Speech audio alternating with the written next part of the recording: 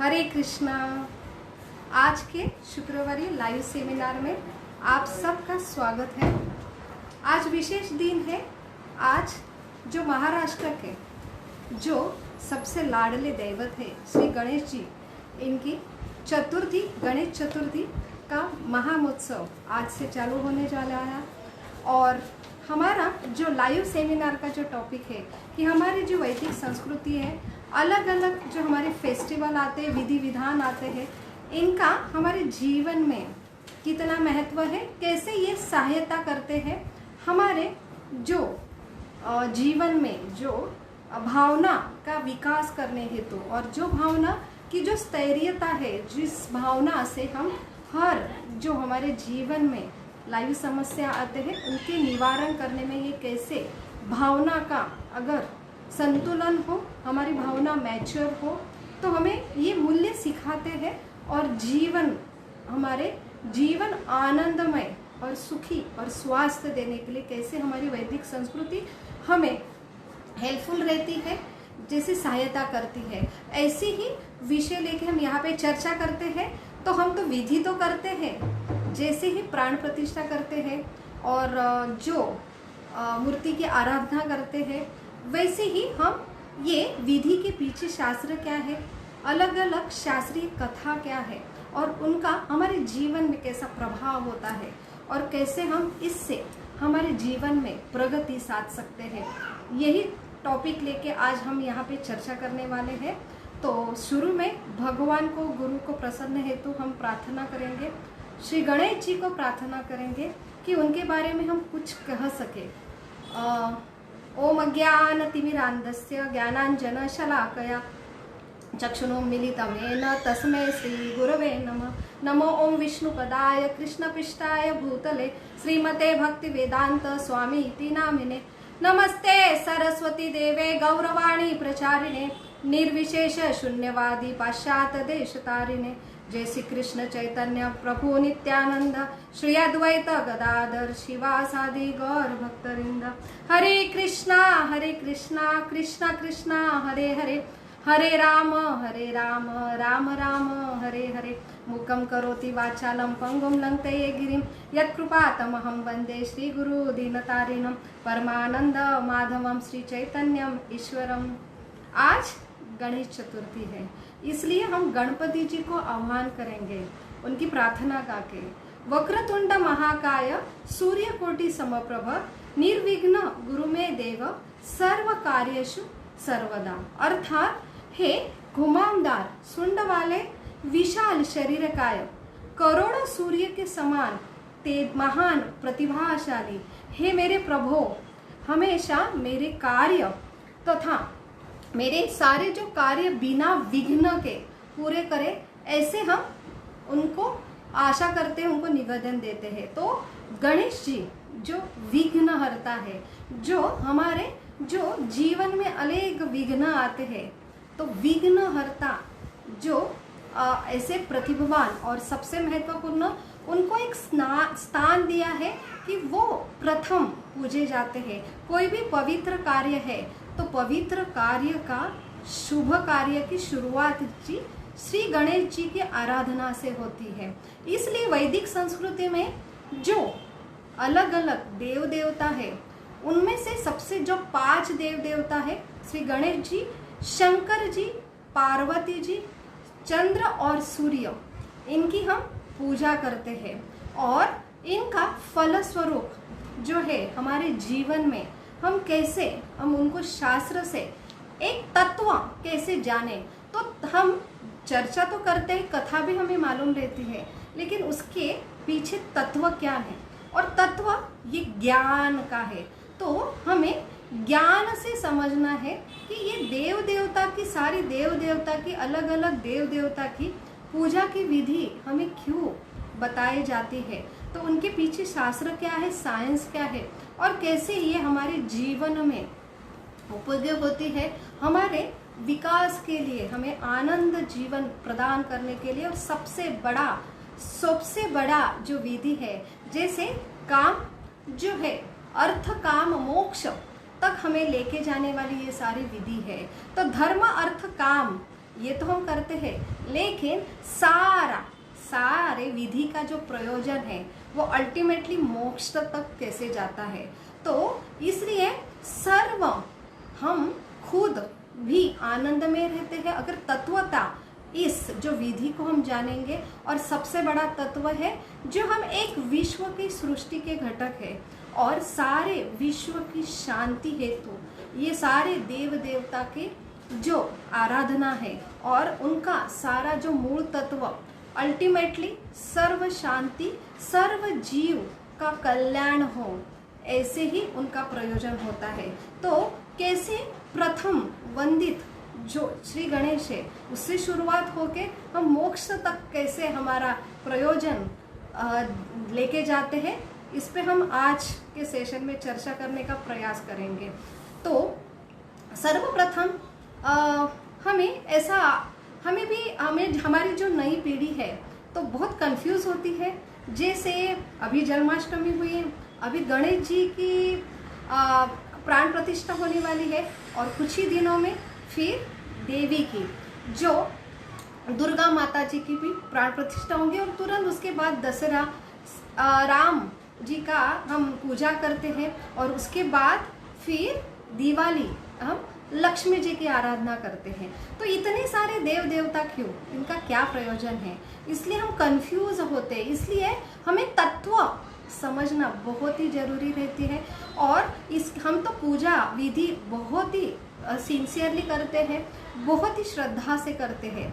बस थोड़ा सा ज्ञान जो तत्व है वो अगर हम समझें तो हम खुद भी इसके ऊपर हमारा जो मेन उसका जो प्रयोजन है तब तक वो समझ सकते हैं और प्रयोजन पाके हमारे जीवन में बदल कर सकते हैं और आने वाली पीढ़ी को भी इसका तत्व ज्ञान फिलॉसफी हम समझा सकते हैं। और इसके तत्व ज्ञान से ही फिलॉसॉफिकल अंडरस्टैंडिंग से शास्त्र की भाषा से हम आने वाले पीढ़ी को ये सबसे बड़ा ज्ञान जो सुपर साइंस है वो दे के आने वाली पीढ़ी भी अगर इसका पालन करे तो कैसे सबसे बड़ा प्रयोजन है विश्व शांति का, सबका कल्याण और अल्टीमेटली जो मोक्ष का प्रयोजन हम कैसे पा सकते हैं, इसके बारे में आज जानने का प्रयास करें। जो अलग अलग कथा आती है, वैसे एक दंत कथा आती है जैसे अकबर बिरबल की।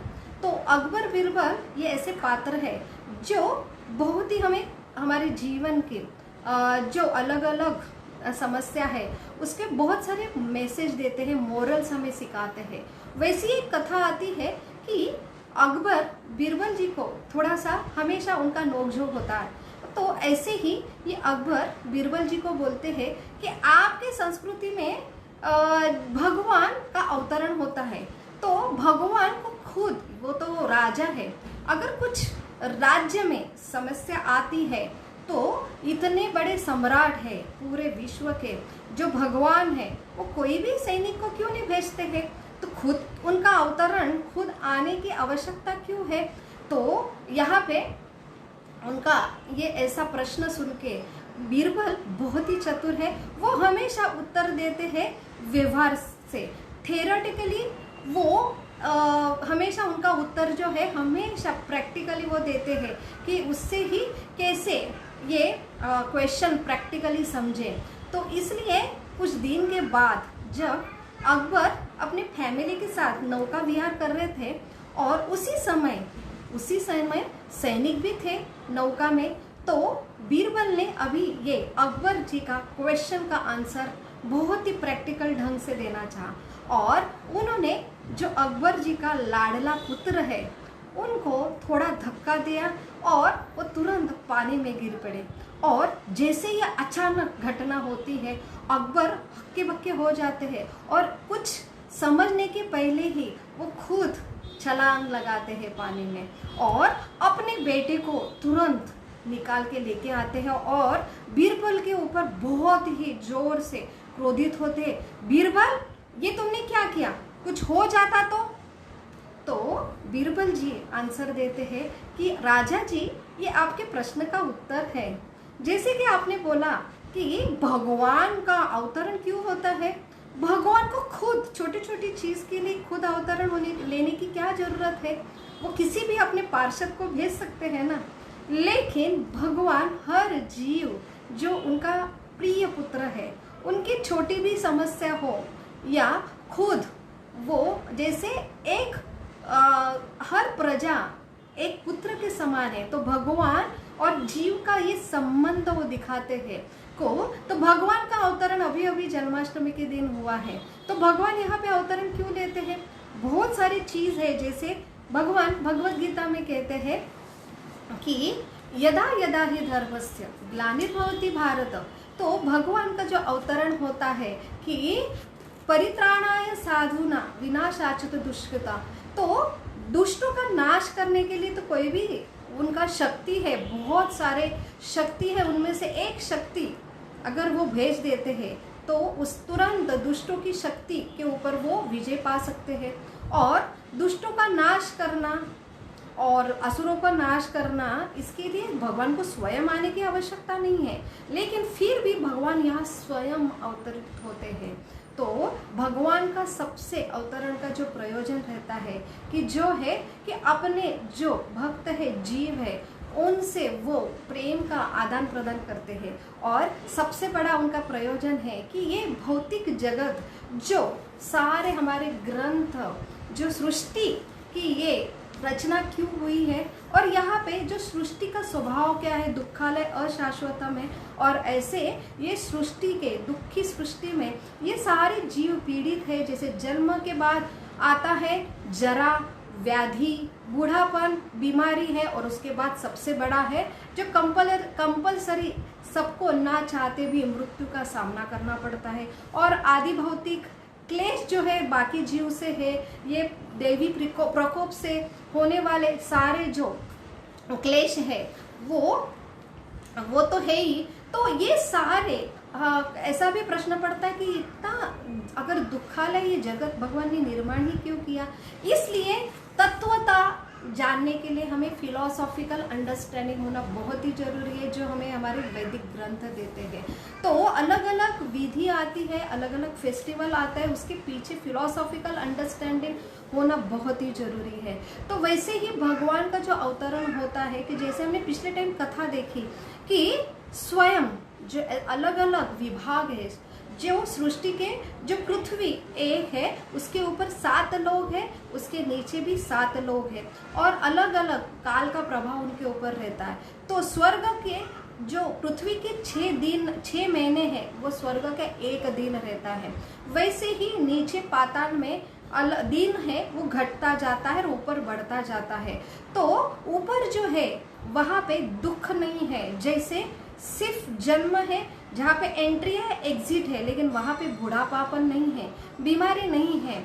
इसलिए हमें लगता है कि सबसे प्रगत जो स्थिति है जो है ऊपर के लोक में जाना। जैसे हम यहाँ पे बहुत पढ़ाई करते हैं और हमारा सबसे बड़ा प्रयोजन रहता है कि क्या होना चाहिए एकेडमिकल सबसे बड़ा सक्सेस, कि हमें फॉरेन में हमें जॉब मिले, तो वहाँ पे जो है कि वहाँ पे बहुत सारा भौतिक ऐश्वर्य है जो हम यहाँ पे नहीं पाते। वैसे ही हमारे गति अगर श्रेष्ठ है तो स्वर्ग में एंट्री होना, ऊंचे लोग में जाना, लेकिन हमें शास्त्र हमें सिखाते हैं कि वहाँ बुढ़ापा नहीं है, वहाँ बीमारी नहीं है, लेकिन वहाँ पे एंट्री है और वहाँ पे एग्जिट भी है। जैसे अमेरिका में हम जाते हैं तो हमारा वीज़ा अगर हमारा लिमिटेड रहता है कि हमारे यहाँ पे एंट्री है, लेकिन हम परमानेंट मेंबर नहीं बन सकते हैं। वैसे ही जो ऊंचे लोग हैं वहाँ पे बुढ़ापा नहीं है और वहाँ पे बीमारी भी नहीं है, लेकिन वहाँ पे हम परमानेंट स्थिर नहीं रह सकते, अमरत्व नहीं रह सकते हैं, वहाँ भी हमें एग्जिट होना पड़ता है। इसलिए भगवान कहते हैं कि ये सारे जीव तुम मेरे अंश है, तुम टुकड़े हैं मेरे। टुकड़े क्यों बने? पूर्णत्व मेरे पास थे, मेरा एक चीर स्थायी जगत है, वो 75 जगत है, वहां के तुम वासी हो, शाश्वत जीवात्मा हो और मैं शाश्वत पिता हूँ। और वे शाश्वत जगत है, वहां पे न जन्म लेने की जरूरत है, तो जन्म नहीं है, तो फिर काल का प्रभाव से ना बुढ़ापा आता है, ना बीमारी होती है, ना मृत्यु होता है। तो इसलिए वहां सूर्य की भी आवश्यकता नहीं है। सूर्य नहीं है, दिन नहीं है, फिर रात नहीं है, फिर एजिंग फैक्टर नहीं है, इसलिए और कोई कर्म का प्रभाव भी नहीं है। तो ऐसे ये अपने घर जो हमारा स्थायी शाश्वत घर का इंट्रोडक्शन भगवान हमें ग्रंथ में देते हैं, और ये दुख की जगत की निर्माण का भी कारण देते हैं कि हमारी एक ऐसी इच्छा हुई कि हमें अलग स्वतंत्र भोग करना था। हम कंप्लीट, जैसे एक शरीर है, जैसे एक शरीर के अलग अलग भाग है, जैसे मेरे आंखें हैं, कान है, मेरी जीवा है, मेरे हाथ है, तो ये जो है मेरे पैर है, ये सारे एक घटक है। तो सारे घटक एक ही कार्य के लिए करते हैं कि मेरे हाथ, मेरे आंखें सब कुछ काम कर रहे, कार्य कर रहे कि कैसे मैं क्या करूं, अन्न बनाओ, और अन्न बना के ये मेरे पेट को खिलाओ। और पेट जो है सेंटर स्थान है, वैसे ही भगवान इस केंद्र बिंदु है। तो ये सारे जो मेरे शरीर के घटक है वह एक ही केंद्र बिंदु के लिए काम करते हैं, और सारे लोग दिन रात यहाँ पे अलग अलग सेल्स है। तो ये पूरा 100% कंटिन्यू चक्र रहता है, एक मशीन जैसे कंटिन्यू चलता रहता है, और सबका एक ही प्रयोजन है कि कैसे अपने जठर तक एनर्जी दो, फूड दो, फूड की ट्रांसफर एनर्जी होंगी, और वो एनर्जी जो तैयार होती है वो पूरे शरीर को चलायमान रखती है। तो ऐसा एक दूसरे का संबंध है, एक दूसरे के ऊपर डिपेंड है। कल मेरी अगर ये हाथ उंगली ऐसे बोलेंगे मैं दिन रात काम करती हूँ और पैसा कमाती कि उसके बाद मुझे फूड मिले, और ये पेट आराम से खाता है, तो मैं अपना अपना स्वतंत्र क्यों नहीं, मैं मेरा स्वतंत्र काम करती हूँ, तो मैं यहाँ से ये शरीर से स्वतंत्र होना चाहती हूँ। सब जगह सेंटर में पेट ही होना चाहिए और उसको ही महत्व दे, और इसलिए मुझे एक इच्छा हुई स्वतंत्र होने की। अगर ये उंगली दिन रात काम करती है, और लेकिन वो अगर ये शरीर से सेपरेट होती है तो उसका हल क्या होता है कि वो गैंग्रीनियस हो जाती है। वो क्या हो जाएंगी, अगर ये शरीर से सेपरेट होती है तो एनर्जी ब्लड सप्लाई ना होने के वजह उसका अस्तित्व नष्ट हो जाएगा, वो काली गिर जाएंगे और उसका कुछ अस्तित्व ही नहीं रहा, क्योंकि ये कनेक्शन ही उसका अस्तित्व है। यही मेन फिलॉसफी है कि भगवान का और हर जीव का यही हमारा संबंध हमारे ग्रंथ हम देते हैं। और ये सृष्टि की रचना ही ऐसी हुई कि हम सेपरेट हो गए, लेकिन अस्तित्व नहीं, नष्ट हो जाता है। क्यों? भगवान बहुत ही चाहते हैं हर जीव का, एक घटक है शरीर के हर जीव, और वो घटक को सेपरेट हो गया लेकिन नष्ट नहीं करते उनको। भगवान परमात्मा रूप से अंदर और बाहर से उनका सृजन करते हैं। तो सृष्टि की निर्मित भी करते हैं, चलायमान भी करते हैं, लेकिन वो परिपक्व पूरे रूप से नहीं होने के वजह से। तो ये शरीर, ये पंच महाभूत, ये जो है हमारे ही इच्छा की, जो सेपरेट होने की इच्छा है, तो उसी ही कहते हैं कि प्रेम और काम, जो प्रेम है वो है एक रूप में और एक तत्व में, और लेकिन हम अगर सेपरेट एंजॉय करना चाहते हैं तो प्रेम की भावना है कि मुझे देना है, वो प्रेम है। तो हम दूसरे की संतुष्टि के लिए काम करते हैं, उसे प्रेम करते हैं, लेकिन मैं सिर्फ मेरे संतुष्टि के लिए काम करती हूँ, उसको काम कहते हैं। लेकिन काम में और प्रेम में यही अंतर है कि हमारा केंद्र बिंदु है, हम स्वयं में अगर काम में है। इसलिए सारी चीज जो है, ये 25% जो भौतिक सृष्टि यहाँ पे जन्म मृत्यु है, और ये 25% एक जेल जैसा माना जाता है। ऐसे हमारे तत्व जो हमारे शास्त्र हमें देते हैं। तो यहाँ पे अलग अलग देव देवता की भी निर्मित की, तो यहाँ पे सारे सृष्टि, सारे जीव अलग अलग इच्छा लेके यहाँ पे वो उत्पत्ति हुई सृष्टि की अलग अलग शरीर हर जीव के स्वभाव से अनुसार, कर्म के अनुसार उनको प्रदान किया गया। तो इसलिए कि 25% ये जगत है, वहाँ पे ये अशाश्वत जगत है। और इसलिए भगवान का जो अवतरण होता है, जो अकबर को सिखाने जाते हैं बीरबल कि ये सारे भगवान के प्रिय पुत्र है, वो यहाँ पे गिर पड़े हैं, तो ऐसे ये प्रिय पुत्रों को उठाने के लिए तो भगवान का अवतरण और अलग अलग ये सारे विधि विधान आते हैं। वो ऐसे पुत्र को जो गिरे हैं, तो ऐसे पुत्र को फिर से वापस अपने शाश्वत आनंदमय धाम में लेके जाने के लिए भगवान का अवतरण यहाँ पे होता है। तो इसलिए हमें शास्त्र का तत्व ज्ञान होना बहुत ही जरूरी है। अगर ये ज्ञान है तो हम उसी श्रद्धा से, उसी कॉन्फिडेंस से हम करेंगे, और श्रद्धा होती है तभी वो जो हम क्रिया करते हैं, विधि करते हैं, उसे परिपूर्ण कर सकते हैं। तो इसलिए श्रद्धा का बहुत ही महत्व है वैदिक संस्कृति में। और यज्ञ अगर संपन्न करना है तो कोई भी विधि विधान करते हैं तो वो यज्ञ का स्वरूप होता है। उसके लिए हमें कि जैसे ऐसे कहा जाता है कि मूर्ति पूजा, इसके लिए भी बहुत सारे आक्षेप होते हैं। तो मूर्ति पूजा की स्टार्ट कैसे हुई, तो जैसे अकबर बीरबल की और एक कहानी आती है कि अकबर बीरबल को बोलते हैं कि हम एक निराकार अल्लाह को, जो भगवान का स्वरूप है, उनको पूछते हैं, लेकिन आप लोग अलग अलग देवता की पूजा करते हैं, तो ऐसा क्यों? तो इसलिए तो हम, हमारे आने वाली पीढ़ी भी भ्रमित हो जाते हैं कि किसकी पूजा करें। तो यहाँ पे जो फिलोसॉफिकल अंडरस्टैंडिंग हो तो हमें ये तत्व बहुत ही अच्छे समझ सकते। तो अलग अलग देवता की अलग अलग निर्मिति क्यों हुई और अलग अलग श्रद्धा की निर्मिति हुई। कोई गणपति के भक्त रहते हैं, कोई देवी के भक्त रहते हैं, कोई शंकर जी के उपासक रहते हैं। तो इसमें ये क्या होता है, भ्रम निर्माण होता है कि आने वाली जो पीढ़ी वो कंफ्यूज हो जाती है कि इसके पीछे ये क्या है। तो इसके पीछे अगर फिलोसॉफिकल अंडरस्टैंडिंग बेस अगर सही हो तो हमें ये सारे तत्व हम समझ सकते हैं। तो तत्वों को समझना बहुत ही जरूरी है। तो यहाँ पे जो शास्त्र हमें परिभाषा देते, सृष्टि की निर्मिति हुई, ये भौतिक जगत है, ये पृथ्वी है, ऊपर स्वर्ग है, स्वर्ग में अलग अलग देवता है, और सबसे बड़े जो महान, जो मेन सृष्टि रचयिता ब्रह्मा जी है।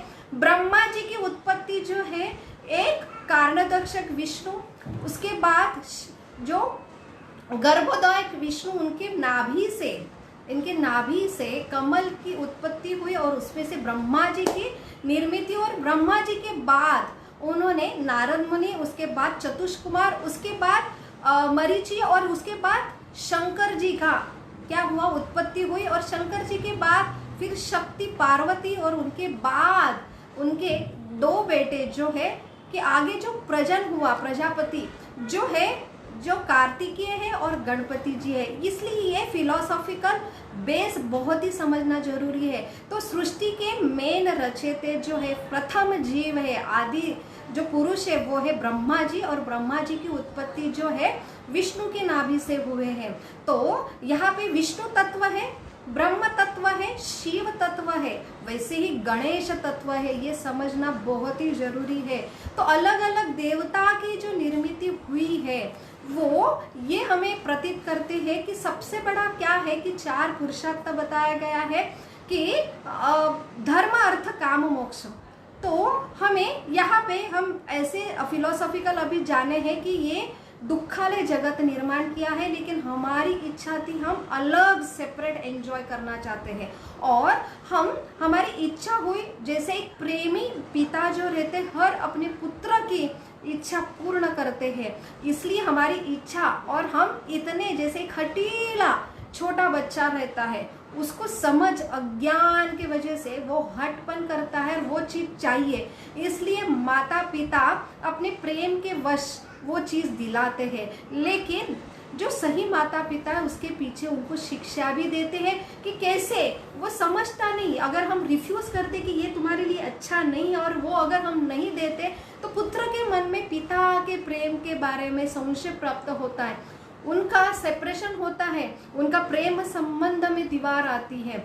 इसलिए सही पिता जो है अपने खुद के उदाहरण से, गलती से वो अपने पुत्रों को सिखाना चाहते हैं कि खुद के अनुभव से वो पिता अगर समझाए तो समझता नहीं, लेकिन पुत्र अगर अपने अनुभव से अगर समझ के मेरी गलती क्या हुई और उसके बाद वो खुद जब शरण आता है कि पिताजी आप सही कर रहे थे कि मेरे लिए क्या सही है और क्या गलत है। वैसे ये भौतिक जगत की निर्मिति और यहाँ पे सारे ये सृष्टि के जगत, ये त्रिगुण, तीन ताप है, कर्म के नियम है, ये सारे जो है उसके हेतु है कि हर जीव को अपने अनुभव से समझे कि हम यहाँ पे क्यों आए, ये निर्मिति क्यों हुई। वैसे अलग अलग देवता की निर्मिति क्यों हुई, अलग अलग के देवी देवता की पूजन की विधि क्या, उसके पीछे फिलॉसफी क्या है। तो वैसे ही सबसे बड़ा प्रयोजन है कि जैसे हम आर्ट ऑफ लिविंग जो है कि हमें मोक्ष सबसे बड़ा है कि हमें मोक्ष, तो मोक्ष क्या है, हम डरते हैं, मोक्ष का नाम भी ले तो हमें लगता है कि सबको छोड़ के जाना है। तो मोक्ष की सही परिभाषा है कि अपने खुद के मेन स्वरूप को समझना, उसमें स्थित होना। तो मोक्ष का अल्टीमेटली अर्थ है योग, योग का अर्थ है मिलन। तो हमारा जो भगवान का सेपरेशन हुआ वो दुख का कारण था, और फिर से योग, एक जीव का परमात्मा से मिलन, वही सही मोक्ष की परिभाषा है। तो हम फिर से अपने पिता की शाश्वत धाम में वो संबंध फिर से स्थापित करना ही मोक्ष कहलाता है। तो हम यहाँ पे आए हैं, अटके हैं, इसलिए सही गुरु जिसे कहते हैं कि जो गुरु सही ये मोक्ष की प्रणाली हमें दे। हम ये जीवन में आए हैं तो जीवन में आने के लिए मोक्ष हमारा सबसे बड़ा प्रयोजन है कि हम समझे यहाँ मैं अटका हूँ। अगर ये फिलोसॉफिकल नहीं समझे तो हम पूरे जीवन भर सिर्फ खुद को ही दोष देते कि कितना दुखालय जगत, भगवान को दोष देते कि दुखालय जगत बनाया गया है, और हर टाइम में हमको सिर्फ निगेटिविटी, इतने सब कड़ू अनुभव आते हैं, शरीर दुख देता है, आजू बाजू वाले दुख देते हैं, ये सारे दैवी प्रकोप दुख देते हैं, हर कोई चीज हम करना चाहते, कंट्रोल बनना चाहती है, प्रकृति हमको बार बार हमें क्या देती, क्लेश देती है, तो हम हमेशा दुख में रहेंगे। अगर फिलोसॉफिकल हम समझे कि हमें ये दुख, हमारी ये प्रकृति माँ है, भगवान पिता है, प्रकृति जैसे हम पिछले टाइम उदाहरण दिया, जैसे एक जिराफ है, वो जिराफ का जैसे जन्म होता है वो माँ होके भी लात मारती है, बार बार लात मारती, तो ये प्रकृति हमें बार बार लात मारती, यहाँ पे दुख बार बार आते, पद पद पे दुख आते। तो इसका मेन प्रयोजन ये प्रकृति माँ हमें सिखाती है कि बच्चे यहाँ पे तुम अटके हुए हैं, यहाँ से उठो, समझो और यहाँ से निकलने का प्रयोजन करो। तो निकलना, तो इसका मतलब है सिर्फ भागना नहीं है, यहाँ सब छोड़ छाड़ के जाना ये नहीं है, यही जीवन में, यही शरीर में ये संधि दी है, हम समझे फिलोसॉफिकल और योग की प्राप्ति करें, वही एक जीव का आनंदमय शाश्वत स्थिति है। तो वही हमें ये प्रकृति सिखाती है। इसलिए फिलोसॉफिकल अंडरस्टैंडिंग अगर हमें है तो हम हर जीवन के जो कठिन परिस्थितियाँ आती है, दुख आते, उनको सिर्फ ना कुछ फेस करें, उनका सामना करें, लेकिन हम उनके जो है, इसलिए हमें ये ग्रंथ आशावादी बनाते हैं। तो हर एक आशावादी जो ज्ञान से पूर्ण है वो हर संकट को अवसर के रूप में देखता है, अगर उसको ये फिलोसॉफिकल ज्ञान है। और अगर वो फिलोसॉफिकल ज्ञान नहीं है तो वो जीव एक निराशावादी बनता है, और हर कोई अवसर को भी वो संकट के रूप में परिवर्तन कर सकता है। तो ये बहुत ही बड़ा चेंज हमारे जीवन में होता है। अगर हम सारे विधि विधान तो करते हैं, लेकिन फिलोसॉफिकल ये शास्त्र हमें क्या देते हैं वो अगर अंडरस्टैंड नहीं करें तो सिर्फ हम ये जो त्योहार आते हैं उसमें हम एक चेंज, जैसे वीकेंड होता है तो हमें चेंज होने के लिए हम यहाँ पे बहुत ही इंतजार करते कि गणेश जी आए, क्योंकि गणेश जी आने के बाद हमारा जो केंद्र बिंदु रहता है कि मुझे आनंद होना है, और मेरा गणपति सबसे बड़ा अच्छा कैसा हो, मेरे गणपति जी की क्या डेकोरेशन सबसे बड़ा अच्छा कैसे हो, और 10 दिन में कैसे एंजॉय करूं, ये मेरा केंद्र बिंदु हो। तो ये सिर्फ एक क्या होंगे, एक धारणा होंगी, और उससे सही प्रयोजन तक हम नहीं जा सकते। इसलिए फिलोसॉफिकल अंडरस्टैंडिंग, जो गणपति जो है गणेश तत्व है क्या, तो ये गणपति जी की आराधना क्यों करते हैं, वो अस्थाई 10 दिन ही क्यों होता है, उसके पीछे मेन क्या है कि हमें वो लाइफ में क्या सिखाते हैं, तो ये जानना बहुत ही जरूरी है। तो आइए अब हम देखते हैं कि गणपति जी के अलग अलग जो तत्व है वो हम जानने का प्रयास करेंगे। तो बहुत सारी कथा सबको मालूम तो है, लेकिन उसके पीछे फिलोसॉफिकल अंडरस्टैंडिंग करने का प्रयास हम आज करेंगे। तो गणेश जी जो उनका 10 दिन की प्राण प्रतिष्ठा की जाती है और 10वें दिन जैसे गणेश चतुर्थी के दिन स्टार्ट होता है और अनंत चतुर्थी के दिन विसर्जन होता है। तो सबसे बड़ा महत्व कि ये गणेश ये प्रथम देवता है, जो 5 देवता के प्रमुख देवता है उसमें गणेश जी हर जो पवित्र कार्य के लिए उनको भगवान ने एक स्थान दिया है कि उनको प्रथम वंदन किया जाता है। प्रथम इसलिए कोई भी कार्य में पुरोहित जो है, भटजी जो है, प्रथम गणपति जी को उनकी आराधना करते हैं और उनकी पूजा से ही यज्ञ का संपन्न होता है। यज्ञ पूरा किया जाता है, शुरुआत गणेश की आराधना से होती है। तो ये गणेश जी का क्या महत्व है, तो ये गणेश जी की जो कथा आती है कि सबसे बड़ा जो कंट्रीब्यूशन है गणेश जी का वो है, ये हमारे शास्त्र, ये राइटर है। गणपति जी का सबसे बड़ा योगदान है कि उन्होंने जो वेद व्यास जो है उनको सहायता की थी और वेद व्यास ने जैसे श्रुति जो शुरू में श्रुति जो एक जो ज्ञान है, जो अलग अलग वेद है, सबसे बड़ा जो आध्यात्मिक ज्ञान है, जो प्रथम जो ब्रह्मा जी की उत्पत्ति हुई, उन्हें भी समझाने कि मैं उत्पन्न क्यों हुआ हूँ, मेरा प्रयोजन क्या है। तो तब भगवान ने उन्हें जो ज्ञान दिया, तब जो 4 चतुर्श्लोकी जो ज्ञान दिया वही ज्ञान श्रुति कहलाते, जो भगवान के वाणी से खुद आता है। लेकिन वो सिर्फ श्रवण मात्र से ही जो आदि जो लोग थे वो श्रवण मात्र से वो उनका वो ज्ञान क्या करते थे, आत्मसात करते थे। लेकिन महर्षि वेदव्यास जो भगवान का ज्ञान का अवतार है, पर्सनालिटी जो है, तो भगवान के जो 6 ऐश्वर्य है जिसमें भगवान जो कुछ संपूर्ण सौंदर्य, संपूर्ण बल, संपूर्ण ऐश्वर्य, संपूर्ण यश, संपूर्ण ज्ञान और संपूर्ण वैराग्य, जो संपूर्ण ज्ञान है उसका पर्सनालिटी जो पर्सन जो है व्यक्तिमत्व है, ज्ञान का जो व्यक्तिमत्व है, भगवान के ज्ञान का व्यक्तिमत्व के रूप में जो वेद व्यास जी का प्रागट्य हुआ है। और वेद व्यास ने आगे आने वाले जो हमारे कलयुगी जो हमारी स्मृति कम होती जाएंगी, इसलिए लिखित स्वरूप से ये ज्ञान जो लिखने का आरंभ किया और उसके लिए किनकी चॉइस की, तो गणपति जी को उन्होंने चॉइस की। तो गणपति जी बहुत ही ऐसे विशेष देवता है, बुद्धिमान देवता है कि उनको उन्होंने ये शास्त्र का लिखने के लिए उनको ये सेवा दी। और सबसे बड़ा उन्होंने बोला कि मैं जो श्लोक बोलूंगा वो श्लोक बिना समझे आपने लिखना नहीं। तो हर श्लोक जो आते हैं तो अलग अलग वेद, पहले वेद व्यास ने वेदों की 4 वेद में डिवाइड किया, उसके बाद अलग अलग उपनिषद, फिर अलग अलग पुराण की निर्मित हुई है। तो वैसे एक महाभारत की काव्य की रचना हुई है। तो ये सारा जो लिखित स्वरूप में हमें ये ज्ञान है जिससे हमें सुख समाधान मिलता है, हम धर्म अर्थ काम से मोक्ष तक प्रयोजन होता है, वो सारा कंट्रीब्यूशन जो है गणपति की वजह से। इसलिए हमें बहुत ही गणेश जी का कृतज्ञ होना चाहिए उनको वो रूप से। और सबसे बड़ा उनको क्या चाहिए कि उन्होंने जो ज्ञान लिखा है समझ के वो ज्ञान अपने जीवन में हमने उतारना चाहिए। ये सबसे बड़ी गणेश जी की आराधना होगी।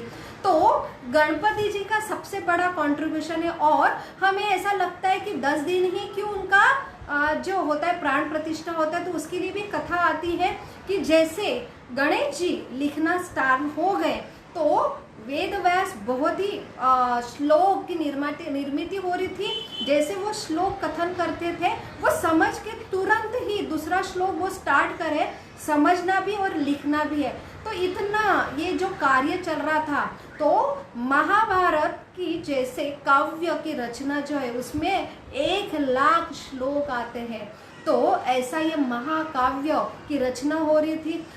गणपति जी पसीना पसीना हो रहे थे, हीट तैयार हो रही थी, इसलिए वेद व्यास ने एक माटी का आवरण उनके ऊपर किया और ऐसा कहा जाता है कि 10 दिन ये महाकाव्य की रचना हुई और 10 दिन के बाद फिर ये होने के बाद ये मिट्टी का जो आवरण था गणपति जी के शरीर के ऊपर उसका विसर्जन किया गया।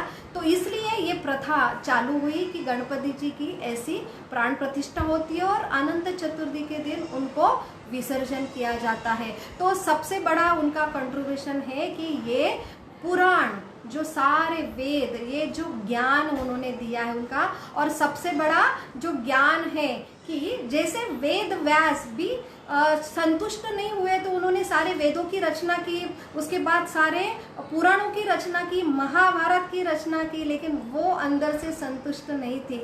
तब उनके जो गुरु हैं नारद मुनि, उन्होंने फिर उन्हें क्या दिया, एक ऐसा दृष्टांत दिया कि आप सबसे बड़ा जो ये भौतिक जगत में, तो हमें ये प्रश्न आता है अलग अलग देव देवता की पूजा क्यों करने बोलते हैं, तो सबसे बड़ा ये उसका उत्तर है कि हम यहाँ पे अटके हैं और अटकने के बाद 2 चीज रहती है, एक है प्रवृत्ति मार्ग, एक रहता है निवृत्ति मार्ग। तो निवृत्ति मार्ग में सीधा ज्ञानवान लोग जो रहते हैं वो समझते कि हम यहाँ पे अटके हैं और हमें सीधा जो प्रयोजन है कि हमें यहाँ पे मोक्ष तक जाना है, इसलिए वो ये संसार में डायरेक्ट क्या रहते, वैरागी रहते हैं और सीधा मोक्ष तक जाते हैं। लेकिन कोई कोई जीव जो है यहाँ पे ये प्रवास में तो वो एंजॉय करना चाहते हैं, इसलिए अलग अलग वेदों की निर्मित हुई।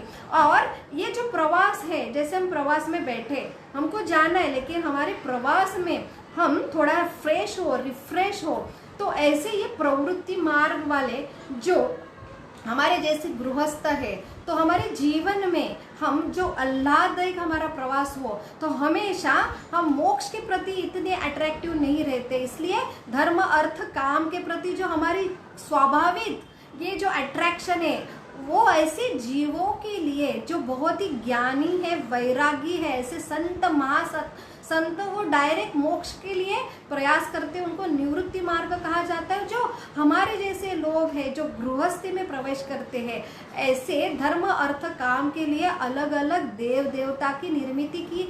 और ये सृष्टि में ऐसे ये जीवों को कि उनको अच्छी बुद्धि चाहिए, श्री गणेश की आराधना करो, आपको अच्छा हेल्थ चाहिए, सूर्य की उपासना करो, अच्छा पति चाहिए, पार्वती जी की उपासना करो। और ऐसे ऐसे कोई भूत प्रेत भी है, ऐसे भी राक्षस गण भी है ये जीव, उनके लिए भी व्यवस्था की शिव की आराधना करो। तो अलग अलग इच्छा के अनुसार ऐसे ये प्रवृत्ति मार्ग वाले जीवों के लिए भी व्यवस्था की गई, इसलिए अलग अलग देवता की जो व्यवस्था की है। लेकिन ये देवता को प्रसन्न करके अल्टीमेटली ये देवता उनको प्रवृत्ति मार्ग से निवृत्ति मार्ग तक लेके जाए। अल्टीमेटली जो हमारा प्रयोजन है मोक्ष है, यहाँ से हम फिर से जो काम का हमारा उत्पत्ति हुई वो प्रेम से फिर से हमारे भगवत धाम में हम भगवान से कैसे योग प्रस्थापन करें और हमारे जो शाश्वत धाम तक हम कैसे पहुँचे। ये सारे देव देवता की भक्ति से प्रारंभ होता है। हम चॉइस से उनके ऊपर अट्रैक्ट होते, किसको अलग अलग अट्रैक्शन होते हैं, इसलिए अलग अलग देवता की आप भक्ति करके उनको प्रसन्न करके आप वो देवता द्वारा भगवान के मोक्ष तक चले जाए। क्योंकि श्री गणेश भी भगवान के भक्त हैं, उनके गुरु वेद व्यास और उनके गुरु नारद मुनि, और नारद मुनि अल्टीमेटली भगवान के शुद्ध भक्त हैं। तो अल्टीमेटली ये जीवों को ये ज्ञान देने के लिए ही ये सारी व्यवस्था की गई है। और ऐसे ही अलग अलग प्रवृत्ति मार्ग के लिए अलग अलग देव देवता की निर्मित की है। इसलिए तो हम गणपति जी की आराधना करते हैं, गणपति जी की पूजा आरती करते हैं। लास्ट में जो मंत्र पुष्पांजलि आती है तो उसमें हम क्या गाते हैं, घालिंग लोटांगण वदिंत चरणम डोळ्यानी पाहे रूप तुझे, प्रेमे अलंगन आनंद पूजन भावे ओवाळून म्हणे नमा, करोमि यत्तत् सकलं परं नारायणोति समर्पयामि। अच्युतं केशवं नाम्ना नारायणं कृष्ण दामोदरं वासुदेवं हरिं श्रीधरं माधवं गोपिकावल्लभं जानकी नायं रामचंद्र हरे हरे राम राम राम हरे हरे, हरे कृष्ण कृष्ण कृष्ण हरे हरे। तो अल्टीमेटली जो सारे पूजा विधि का जो प्रयोजन है वो अल्टीमेटली कि हमें अच्युतम केशवम नाम नारायणम कृष्ण दामोदरम जो नारायण को समर्पण करना है, और ऐसे श्रीधरम माधवम गोपिका वल्लभम जानकी नायकम रामचंद्र इनका भजन करना है, उनकी भक्ति करना। ये सारे जो हमारे अलग अलग विधि विधान है उनका जो प्रयोजन रहता है। इसलिए लास्ट में जो हरे कृष्ण महामंत्र आता है उसका अर्थ है कि हे भगवान की शक्ति, हमें भगवान की सेवा में लगाओ। तो अल्टीमेटली जो प्रयोजन होता है, तो एक छोटा सा बालक है, वो चंद्र अगर नहीं देख पाता है तो उसको एक शाखा दिखी जाती है, ये मेरे उंगली, उसकी नजर है बहुत दूर तक नहीं जा सकती है, इसलिए एक माँ एक उंगली दिखाती, मेरी उंगली को फॉलो करो, उसके बाद एक शाखा देखो, और उसके बाद वो देखने के बाद धीरे धीरे आपको चंद्र दिखाई दे। तो बुद्धिमान जो बालक है वो अपनी माता की जो पूरा जो ऑर्डर है वो पालन करके अल्टीमेटली जो प्रयोजन है कि वो चंद्र तक पहुँचे। वैसे ये सारे विधि विधान जो आते हैं कि शुरुआत श्री गणेश से होती है, उसके बाद अल्टीमेटली हमें प्रयोजन जो है भगवान श्री हरि तक लेके जाने तक रहते हैं। उनका अट्रैक्शन, उनके प्रति संबंध, फिर अभिधेय और प्रयोजन तक लेके जाने ही के लिए ही विधि होती है। लेकिन हम सिर्फ उंगली तक ही सीमित रहे और उंगली तक ही हमारा प्रवास हो तो ये पूर्णता नहीं है।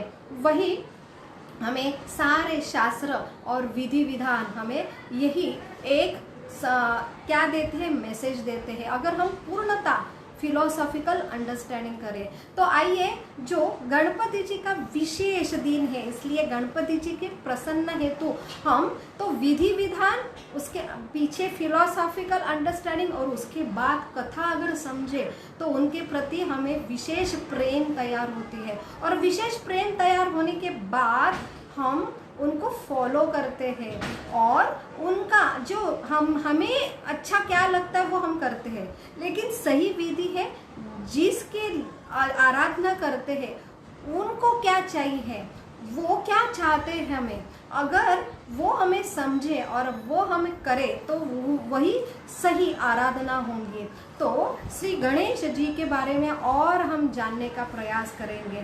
तो श्री गणपति जी का जो जन्म हुआ है उसके बारे में जो कथा आती है कि गणपति जो है कि जैसे पार्वती की जो प्रथम पुत्र है कार्तिकेय, और सबसे बड़ा जो योगदान हमने पहले देखा गणपति जी का शास्त्र के लिए, इसलिए हम फिलोसॉफिकल पहले समझे। अभी गणपति जी के जो प्रमुख दूसरा जो योगदान आता है जो है कि एक बार काम्य वन में ये लीला हुई है, संपन्न हुई है कि जो बलि महाराज है, जो प्रहलाद महाराज के पुत्र विरोचन, उनके पुत्र जो है बलि महाराज, वो राक्षस कुल में थे, लेकिन वो बहुत ही ऐसे पुण्यवान, वो ब्राह्मण थे, बहुत बड़े बड़े यज्ञ संपन्न करते थे, बहुत ही दानी थे, बहुत ही ऐसे पवित्र कार्य करते थे। लेकिन राक्षस कुल में होने की वजह से वो हमेशा उनका और देवता का क्या होता था, युद्ध होता था। लेकिन ये बहुत ही अपने यज्ञ संपन्न से, दान से वो बहुत ही क्या हो रहे थे, तेजस्वी हो रहे थे। इसलिए हमेशा देवता में और असुरों में ये युद्ध होता था। तो ऐसा हुआ, उनका तेज चारों दिशों में फैल रहा था और उनके तेज मात्रा से ही सारे देव देवता क्या हो रहे थे, परास्त हो रहे थे। इसलिए ये सारे जो देव देवता थे वो ब्रह्मा जी के पास आए। ब्रह्मा जी अल्टीमेटली विष्णु के पास सबको लेके गए कि अभी बलि महाराज से हम कैसे बचे। तो उनको सोल्यूशन देने के लिए, परास्त करने के लिए, बलि महाराज को कैसे परास्त करे, इसलिए जो चतुर्भुज जो विष्णु है वो काम्य वन में हमेशा निवास करते हैं। वृंदावन में सबसे बड़ा वन वृंदावन है, उसके बाद काम्य वन है। वहां पे एक जगह है, वहां पे चतुर्भुज रूप में कृष्ण निवास करते हैं और उनकी जो उनके साथ संगनी है जो लक्ष्मी वहां पे निवास करते हैं। और ऐसा कहा जाता है कि वृंदावन में देव देवता जो है शंकर जी, पार्वती, उनको स्थान दिया है। ब्रह्मा जी को जो बरसाना में वो चतुर्भुज रूप में पर्वत के रूप में है और जो सुदर्शन जी है गोवर्धन के रूप में है। और उसके बाद स्नान दिया है गणपति जी को। तो ये गणपति जी को ये काम्यवन में कैसे एक स्थायी स्नान दिया गया, उसकी एक रोचक कथा आती है। तो वहां पे विष्णु जी के पास सारे देव देवता जाते हैं और विष्णु जी वहां कहते हैं कि आप अगर परास्त करना है बलि महाराज को तो आप गणेश जी की आराधना करो और गणेश जी को अपने सैन्य का सेनापति बनाओ। तो सारे देव देवता गणेश जी के पास जाते हैं, उनकी आराधना करते हैं, उनको प्रसन्न करते हैं और फिर गणेश जी सेनापति के रूप में उनका स्थान ग्रहण करते हैं। और वहां पे जो गणेश जी है सूर्य कोटि समप्रभ के रूप में वो घमासान युद्ध होता है और वहां पे जो है बलि महाराज पराभूत होते हैं, राक्षसों की पराभव होते हैं और सारे जो देव देवता है वो अपना फिर से स्वर्ग फिर से पा लेते हैं, अपना स्नान पा लेते हैं। और तब ये सारे चतुर्भुज जो भगवान का रूप है वहां पे काम्यवन में लेके आते हैं गणपति को। तो भगवान बहुत ही प्रसन्न होते हैं और इसके लिए काम्यवन में वहां पे श्री गणेश जी को भी वहां पे स्थायी रूप से उनको स्थान दिया गया है। तो ये एक स्टोरी आती है कि कैसे ये गणपति जी की कैसे वो उनका एक जो है मेन है कि सूर्यकोटि तेज है, बुद्धिमान है, उसकी वजह से उन्होंने इतने सारे शास्त्र लिखित स्वरूप से हमें दिया है। दूसरा वो क्षत्रिय बलशाली थे, इसलिए उन्होंने देवता को कैसे सहायता की। और उनका जो एक स्वरूप आता है कि वो है विघ्नहर्ता। तो इसलिए सबसे बड़ा जो मेन गणपति की आराधना की जाती है कि हमें विघ्न अलग अलग ये भौतिक जगत में पल पल में दुख है और दुख में विघ्न का हर्ता जो संकट लोचन, जो संकट को निवारण करने वाले ये ऐसे देवता। तो इसलिए इनका जो मेन विघ्नहर्ता का जो मेन स्वरूप है तो भगवान यहाँ पे जो ब्रह्मा जी है, जो गणपति जी के पिता शंकर जी के पिता ब्रह्मा जी, और ब्रह्मा जी ने जो ब्रह्म संहिता दी है जो सही में एक पवित्र जो श्रुति है, तो वहां पे उल्लेख करते हैं कि अलग अलग देवता का क्या स्थान है। तो वहां पे ब्रह्म संहिता में ये उल्लेख आता है कि यत्पाद पल्लम युगम विनिधाय कुंभ द्वंद्वे प्रणाम समय स गणाधिराजा विघ्नान विहंतु मलमस्य जयत जस्रम गोविंदमादि पुरुषम तमहम भजामि। तो ये ब्रह्म संहिता में गणपति का, गणेश जी का उल्लेख यहाँ पे ब्रह्मा जी करते हैं कि तीनों लोकों के समस्त विघ्नों का विनाश करने हेतु शक्ति प्रदान करने के लिए उद्देश्य से श्री गणेश जिनके चरण कमलों को अपने मस्तक के दोनों कुंभों पर धारण करते हैं, उन आदि पुरुष भगवान गोविंद का मैं भजन करता हूँ। तो ब्रह्मा जी भजन करते हैं कृष्ण का और वहां पे वो मेंशन करते हैं कि कृष्ण के चरण कमलों को उन्होंने अपने धारण किए हैं, इसलिए उनको विघ्नहर्ता ये शक्ति प्रदान किए हैं। तो सबसे बड़ा विघ्नहर्ता का जो स्वरूप है कृष्ण का, जो नरसिंह भगवान है, तो विघ्नहर्ता की जो शक्ति है वो गणेश जी को प्राप्त होती है, क्योंकि ऐसे गणेश जी भी भगवान के चरण कमलों को अपने क्या किया, उन्होंने धारण किया है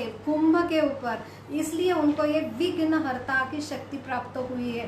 तो इसलिए गणेश जी की आराधना हम विघ्न को नाश करने के लिए करते हैं। लेकिन हमें दो स्वरूप के विघ्न होते हैं, एक तो भौतिक जो हमारे केंद्र बिंदु हम स्वयं रहते हैं, तो हमारे जीवन में अलग अलग विघ्न आते, तो हम सामान्य रूप से कौन से विघ्न के लिए भगवान को, गणपति को प्रार्थना करते हैं कि मेरे जीवन में, जैसे मेरे बेटी के शादी में क्या हो रहे, विघ्न हो रहे, तो वो विघ्न नाश हो। मेरे बिजनेस में कुछ विघ्न आ रहे हैं, उनका नाश हो। और मेरे अलग अलग प्रॉपर्टी की समस्या चल रही है, उसमें सारे काम नहीं हो रहे, ऐसे विघ्न के बारे में जो विघ्न आ रहे हैं उनका नाश हो। तो हम अपने खुद के केंद्र बिंदु रख के सिर्फ भौतिक लाभ के लिए गणपति को आराधना करते, प्रार्थना करते, वो तो गणपति पूरा करते हैं, लेकिन सबसे बड़ी प्रार्थना है कि हमने जो भौतिक जगत में हम अटके, सबसे बड़ा जो विघ्न है कि हमें जो सबसे बड़ा हम मोक्ष तक कि हम यहाँ पे अटके हुए हैं। और भगवान श्री हरि जो आप स्वयं गणेश जी ने भगवान को कुंभ, जो उन्होंने भगवान के चरण कमलों का जो प्राप्त किया है, तो ऐसे चरण कमल जो भगवान के चरण कमल के यहाँ पे स्नान प्राप्त किया है, ऐसे तुम भगवान की शुद्ध भक्ति करते, ऐसे गणेश जी को हमने प्रार्थना करना चाहिए कि हम भी सबसे बड़ा क्या है, एक विश्व, ये सबसे बड़ी विश्व शांति के लिए, ये सारे दुखों का नाश जो है कि हम यहाँ पे अटके, ये सबसे बड़ा दुख है, सबसे बड़ा विघ्न है। तो सब जीवों की दुख जो है विघ्न है, तो सबसे बड़ा विघ्न जो है हम यहाँ पे अटके, इसलिए सारे दुख है। तो सबसे बड़ा विघ्न है कि हमें ये संसार में हम अटके हैं, हमारे अंदर इच्छा उत्पन्न हुई, अलग भोग, जो हम स्वतंत्र भोग करने की इच्छा हुई, और उसकी वजह से काम की उत्पत्ति हो रही है, काम की वजह से। इसलिए तो भगवद गीता में काम एष क्रोध एष रजत पुत, तो रजगुण की उत्पत्ति काम से हुई है, और ये काम इच्छा है, वो अपने आप जाने वाली नहीं है। तो इसलिए ये सारे विघ्न का उत्पत्ति होती है। तो हमने सारे विश्व की शांति के लिए हमने हरि की भक्ति करना चाहिए, और हरि के भक्ति में जो विघ्न आते हैं वो विघ्न नाश करने के लिए हमें गणपति की आराधना करनी चाहिए। तो वो सही में एक विघ्नहर्ता की, जो एक विघ्नहर्ता है, उनके वो सही प्रार्थना होंगी। तो इसलिए आज जो 10 सितंबर से 23 सितंबर तक ये हर साल एक होली नेम जो सप्ताह विश्व शांति हेतु, तो हम अपनी शांति के लिए, अपने विघ्न हर्ता के लिए भगवान से प्रार्थना करते हैं, लेकिन सारे जो विश्व में शांति प्राप्त हो, विघ्न का नाश हो, इसलिए हम यहाँ पे हर साल जो एक होली नाम का सप्ताह रहता है कि हम भगवान का नाम का आश्रय लें और मोक्ष के लिए भगवान को प्रार्थना करें। और हमारा जो सही स्वभाव है, सही योग है कि हम भगवान के अंश, हम टुकड़े हैं, इसलिए हम दुख में गए हैं, दुख में अटके। जब हम सही रूप से, जो टुकड़ा का स्वरूप है कि जब वो जो ओरिजिनल फॉर्म है वहाँ पे वो फिर से जाके मिले, तभी वो टुकड़ा का जो है गणतव्य वो प्रयोजन हो सकता है। तो हम टुकड़े हैं, इसलिए दुख में अटके। तो टुकड़ा अगर सही रूप से उसका आनंद कब होगा, वो फिर से अपने मेन जो ओरिजिन है वहाँ जाके क्या हो, स्थापित हो, तो उसे योग कहते हैं। तो योग के लिए जो महामंत्र है, जो हरे कृष्णा महामंत्र है, उसका जो 8 दिन ये हमने हमारे आध्यात्मिक हेतु के लिए हम रोज प्रार्थना करते हैं, जो अर्थ है हरे कृष्णा कृष्ण कृष्ण हरे हरे, हरे राम राम राम हरे है। हे भगवान की शक्ति, क्यों हम भगवान की शक्ति के अंश है, और हम यहाँ पे टुकड़े हमने सेपरेट हुए हम एनर्जी के, और जो एनर्जी है भगवान की, वो हमेशा भगवान के प्रसन्न हेतु कार्य करती है, इसलिए वो वहाँ पे शाश्वत अपने धाम में निवास करती है। तो हम जब इच्छा जागृत करते हैं तो ऐसी शक्ति को हम क्या करते हैं, प्रार्थना करते हैं, तो वो शक्ति, वो माँ है, वो हमें फिर से भगवान के सेवा में हमें ज्वाइन कर लेती है। तो ऐसी ये महामंत्र का जो अर्थ है, जो हमने अभी देखा कि सारे आरती के बाद हम गाते हैं, घालिंग लोटांगन वनिंद चरण, तो उसके बाद जो महामंत्र आता है तो अल्टीमेटली प्रयोजन हमें महामंत्र का रहता है। तो ऐसे महामंत्र का उच्चारण हम खुद के योग के लिए करते हैं, लेकिन आने वाले 10 जो सप्ताह है 7 दिन, उसमें हम सारे जीव को ये बुद्धि प्रदान करें, ये गणपति सारे ऐसे सारे जीवों को ये सही बुद्धि प्रदान करे और ये प्रयोजन तक पहुंचने के लिए जो विघ्न है वो विघ्न का नाश करे। इसलिए सारे विश्व शांति के लिए ये होली नाम सप्ताह हमने यहाँ पे पार्टिसिपेट करना चाहिए, हमारे खुद के योग के लिए, हमारे खुद के मोक्ष के लिए और पूरे विश्व के मोक्ष के लिए। वही एक सबका क्या होता है, कल्याण है। तो उसके लिए भी हम यहाँ पे प्रार्थना करेंगे गणेश जी को। तो आइए हम अगला जो कथा है गणपति की, तो उसका अगर कथा जो श्रवण करते हैं उसका लाभ होते हैं कि हम सही रूप से जो गणेश जी के जो गुण धर्म है, तो हम कथा जब श्रवण करते श्रद्धा से तो उनके सारे गुण हमें आते हैं। ये सारे जो विधि विधान, एक विधि विधान है मूर्ति पूजा करते हैं, तो मूर्ति पूजा का जो प्रयोजन है कि शुरू में हम जो एनर्जी है, जैसे पंच महाभूत है, हमारी वैदिक संस्कृति इतनी महान है कि हम सूर्य की उपासना करते हैं। जैसे अभी अभी रोट थे तो वहाँ पे हम सूर्य की उपासना करते हैं कि हे सूर्य देवता, आपके वजह से ये सृष्टि में एनर्जी है, आपके वजह से ये प्रकाश है और आपके वजह से ये उजाला है, उसके वजह से सारे जीव का क्या होता है कि सृजन होता है। इसलिए हम कृतज्ञ होते हैं, उनकी पूजा करते हैं। तो अलग अलग हम वायु देवता की पूजा करते हैं। अभी बारिश का मौसम है तो हम बारिश आती है ऐसा नहीं कहते, हम देव आता है। तो जब वरुण को भी, पानी को भी देवता के रूप में ही पूजते हैं, तो हम एनर्जी के रूप में उनको पूजन करते हैं। तो हमारा जो पंच महाभूत है तो ये भगवान की अपराशक्ति है, हम पराशक्ति है। तो अपराशक्ति ये सृष्टि का एक मेन घटक है, तो उसके वजह से हम उनकी कृतज्ञता की वजह से हम उनकी आराधना करते हैं। ये एनर्जी का मेन स्वरूप है कि हम वहाँ से हमारे ये विधि विधान स्टार्ट हुए। लेकिन ये एनर्जी समझना कि जैसे हवा समझना तो ये थोड़ा दुष्कर हो जाता है, इसलिए मूर्ति की स्थापना हुई कि एक वो एनर्जी को पूजने के लिए एक मूर्ति के रूप में हम पूजना चालू किया। और मूर्ति जो है, हम मूर्ति की स्थापना करते हैं, उनको विशिष्ट प्राण प्रतिष्ठा करते हैं, उनका पूजा आराधना करते हैं और उनका और हमारा एक संबंध स्थापन होता है। और वही जो है वो मूर्ति के पीछे एक हमारी फिलॉसफी है। लेकिन उसके पीछे सबसे बड़ी है कि अलग अलग जो देवता की एनर्जी है उनको हम आह्वान करते हैं और हम उनके संबंध प्रस्थापित करते हैं। ये सबसे बड़ा मेन प्रयोजन है। तो मूर्ति ये एक कि जैसे हम सब जगह भगवान को नहीं देख सकते, इसलिए लोग बोलते हैं कि मंदिर जाने की क्या आवश्यकता है। तो मंदिर जाने की आवश्यकता ये है कि सभी जगह तो भगवान उपस्थित है, लेकिन सभी जगह भगवान का अस्तित्व हम नहीं समझ पाते। जैसे यहाँ पे मोबाइल चल रहा है, हम ऑनलाइन ज्वाइन हो रहे हैं, तो ऑनलाइन सारे रेस उपस्थित है, तो हमें एक मोबाइल की गैजेट की आवश्यकता क्यों है।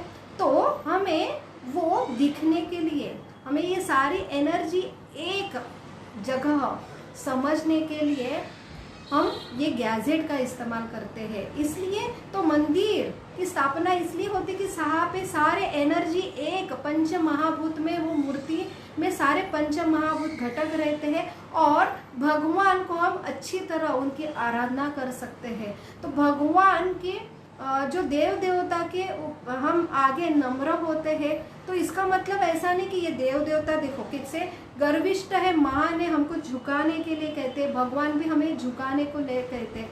तो इसके पीछे ये बैकग्राउंड नहीं है, इसके ये पीछे बैकग्राउंड है कि हम भी एक पराशक्ति के अंश है, टुकड़े हैं। और हमारा जो आनंद है, जो सही आनंद है, जब हम एक रूप होते हैं, जब हम ये समझ सकते हैं कि जैसे हम एक रूप होते हैं तभी ये दुखों का जो अलग होने की वजह से दुख में हम अटके हैं उसका नाश होता है। तो भगवान हमें फिर से एक रूप होके हमारे शाश्वत धाम में हम कब जाएंगे, जब हमारा उनका संबंध तैयार होगा, हम उनसे प्रेम करने लगेंगे।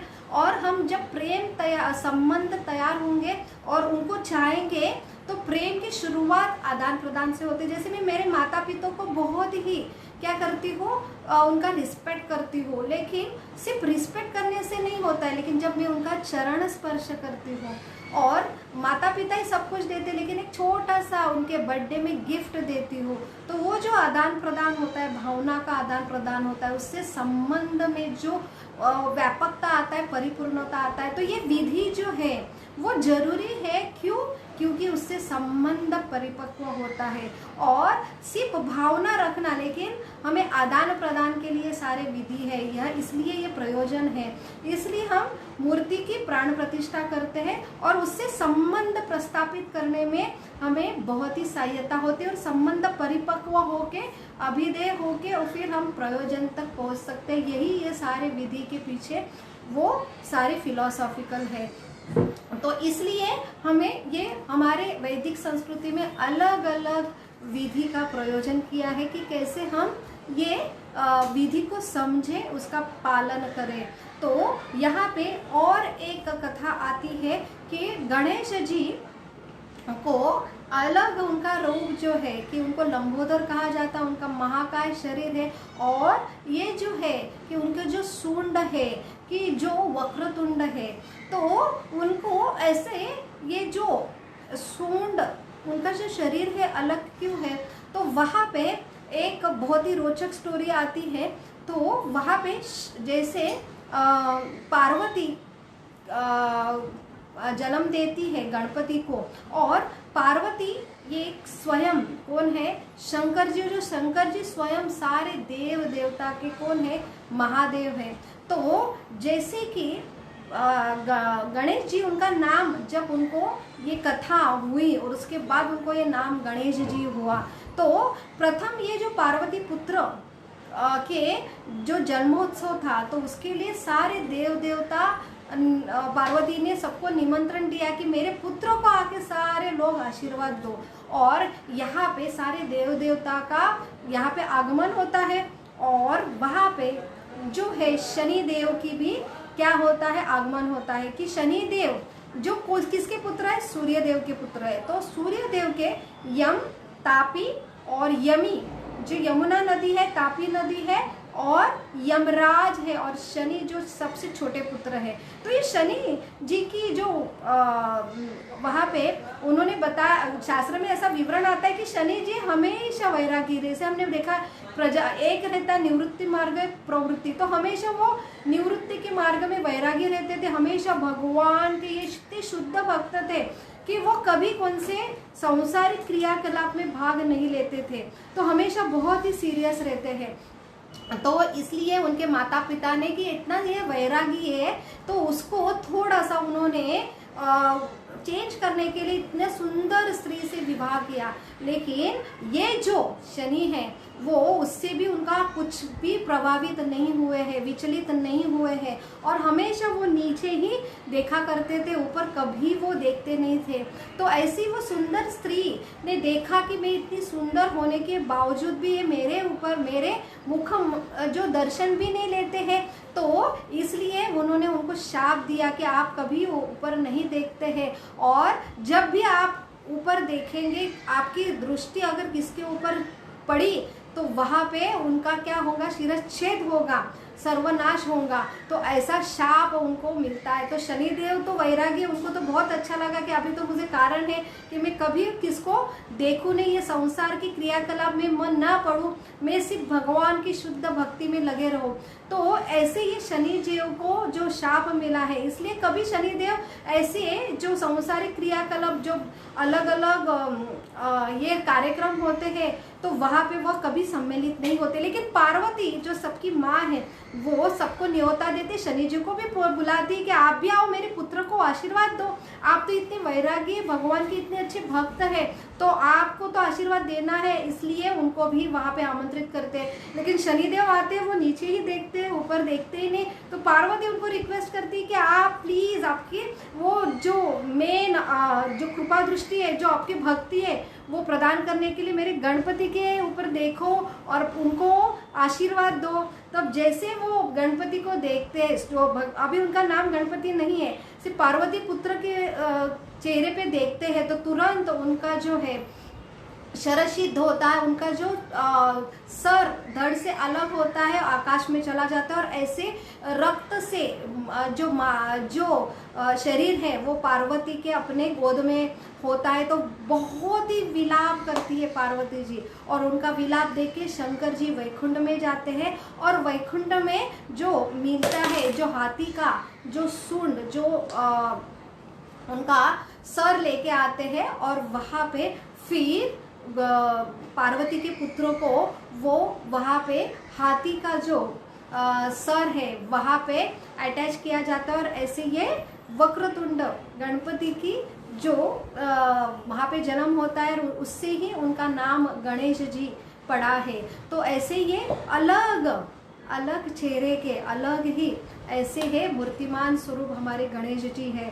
तो इसलिए ये बहुत ही सुंदर उनके अलग अलग स्टोरी है गणेश जी की। और ये आज के दिन में सुनने से क्या होता है कि जो गणेश जी है वो जैसे उनकी अलग अलग स्टोरी आती है कि वो एक बार उनका शरीर जो है अलग है, तो वो उनका जो सर है वो हाथी का है, उनका लंबोदर ऐसा उदर है उनका बड़ा, उनका शरीर भी महाकाय है। ऐसे एक दिन वो चल रहे थे और जो देव देवता है जैसे चंद्र सोम है उनको उनके ऊपर नजर पड़े तो वो उनके शरीर के ऊपर देखे मुश्किल से वो हंस पड़े।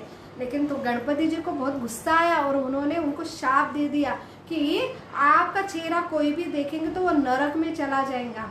लेकिन वो सारे देव देवता के रिक्वेस्ट के ऊपर थोड़ा सा उपशाप उनको मिलता है कि एटलीस्ट, इसलिए गणेश चतुर्थी के पहले दिन कभी कोई चंद्र का दर्शन नहीं करता है। तो ऐसी ये अलग अलग जो प्रथा है उसके पीछे ये अलग अलग कहानी है।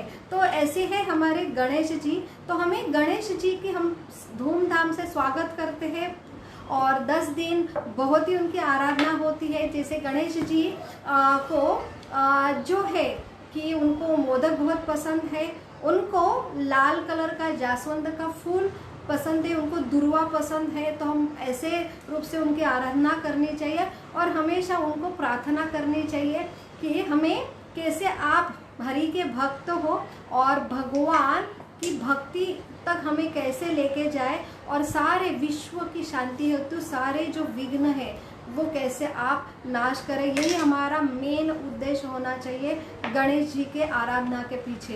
तो यहाँ पे हम आज का जो सेमिनार है, लाइव सेमिनार है कि गणेश जी की हमें कैसे आराधना करनी चाहिए, उसके पीछे फिलोसॉफिकल बैकग्राउंड क्या है, गणेश जी तत्व क्या है, वो हम अगर समझ के आराधना करें तो आने वाली पीढ़ी भी उसी श्रद्धा से गणेश जी की आराधना करे। तो सबसे मूल तत्व है कि ज्ञान जो लिखित स्वरूप से गणेश जी ने दिया है, तो ऐसे ज्ञान को हम आत्मसात करें। ये सबसे बड़ी आराधना है गणेश जी की। हम रेगुलर रूप से ये तत्व ज्ञान अगर समझे जीवन में तो सही रूप से हम जीवन के अलग अलग जो समस्या होती है, अलग अलग घटना होती है, उससे हम काफ़ी रूप से हम हमारे भावना को नियंत्रित करते हैं और स्थिर होते हैं।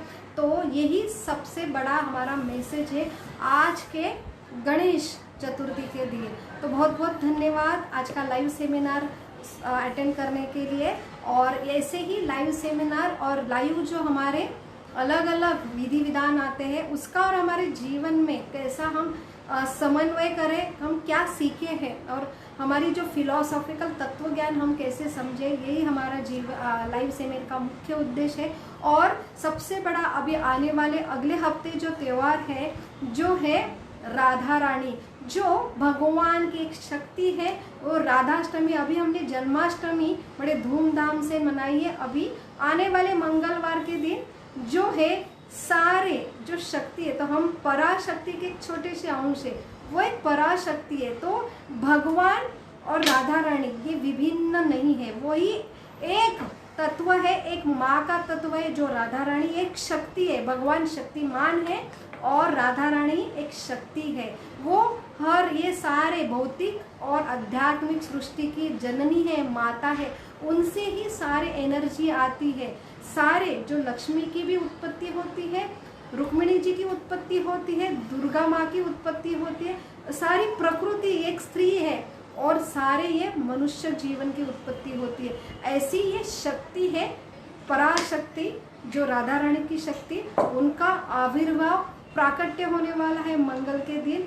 तो वही हम सबसे बड़ा हमारा जो मोक्ष का प्रयोजन है कि हमें इस शक्ति के छोटे से घटक, एक टुकड़े हम सेपरेट हुए, फिर से अगर जुड़ना है तो यही शक्ति को हमने आह्वान करना चाहिए। जो हमारी मेन प्रार्थना है, हरे कृष्णा कृष्ण कृष्ण हरे हरे, हरे राम राम राम हरे हरे। सभी जीवन के लिए, सब जीव के कल्याण के लिए ये महामंत्र है, स्वयं भगवान ने दिया है।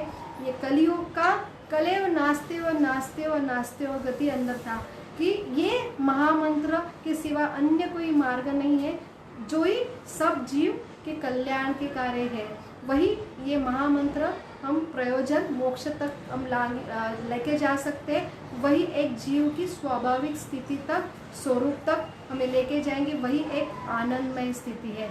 ऐसे है आने वाली ये जो गणेश जी का जो 10 दिन का जो फेस्टिवल है, उसके लिए भी आपको बहुत बहुत शुभकामनाएं, और आने वाले राधाष्टमी के लिए भी हम सबको शुभकामना देते हैं। हरे कृष्णा, जय श्री गणेश जी की।